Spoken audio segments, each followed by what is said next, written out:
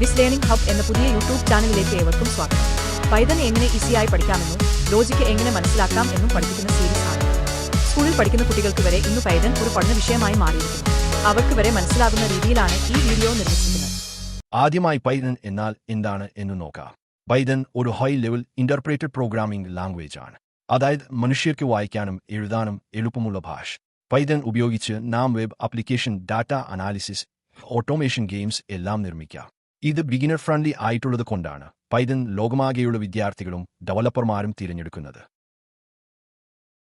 1980കളിൽ guide van റോസും എന്ന Dutch പ്രോഗ്രാമറാണ് Python നിർമ്മിച്ചത്. 1991 പൈതണിന്റെ ആദ്യ വേർഷൻ പുറത്തിറങ്ങിയത്. പൈതൺ എന്ന് പേരിട്ടത് മോണ്ടി ഫ്ലെയിങ് പൈതൺ സർക്കസ് എന്ന ബ്രിട്ടീഷ് ഹാസ്യ പരിപാടിയിൽ നിന്നാണ്. അതുകൊണ്ടാണ് പൈതൺ ലളിതവും രസകരവുമായ ഒരു ഭാഷയായത്. പൈതണിന്റെ സിൻടാക്സ് അത്യന്തം ലളിതമാണ്. C++ അല്ലെങ്കിൽ ജാവ പോലുള്ള ഭാഷകളിൽ ഒരു ചെറിയ ഫംഗ്ഷന് പോലും എഴുതാൻ കുറെ കോഡ് വേണം. പൈതൺ അതേ ഫംഗ്ഷന് കുറച്ച് വരികളിൽ എഴുതാം. പൈതൺ നമുക്ക് പറയുന്നത് പോലെ ആണ് എഴുതാൻ പറ്റുന്നത്. അതിനാൽ ഒരു നോൺ ടെക്നിക്കൽ വ്യക്തിക്കും പൈതൺ കോഡ് വായിക്കാനാകും. ഉദാഹരണം കാണാം. ഇത് പൈതൺ ആദ്യ കോഡ്. ഇനി C++ലോ ജാവയിലോ ചെയ്യേണ്ടിയിരുന്നെങ്കിൽ കുറെ വരികൾ എക്സ്ട്രാ ആയി വരുമായിരുന്നു. പൈത്തൺ ഉപയോഗിക്കുന്ന മേഖലകൾ. ഇന്ന് പൈത്തൺ എല്ലാ മേഖലകളിലും നമ്മൾ ഉപയോഗിക്കുന്നു. ആദ്യമായി വെബ് ഡെവലപ്മെന്റിന് വേണ്ടി നമ്മൾ യൂസ് ചെയ്യുന്നു. ജാങ്കോ, ഫ്ലാസ്ക് പോലെയുള്ള ഫ്രെയിം വർക്കുകളാണ് വെബ് ഡെവലപ്മെന്റിന് വേണ്ടി നമ്മൾ യൂസ് ചെയ്യുന്നത്.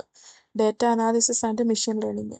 അതിനകത്ത് പൈത്തൻ്റെ ലൈബ്രറീസ് ആയ പാൻഡാസ്, നംപൈ, sklearn അങ്ങനെയുള്ള ലൈബ്രറി ഫയൽസ് നമ്മൾ യൂസ് ചെയ്യുന്നു.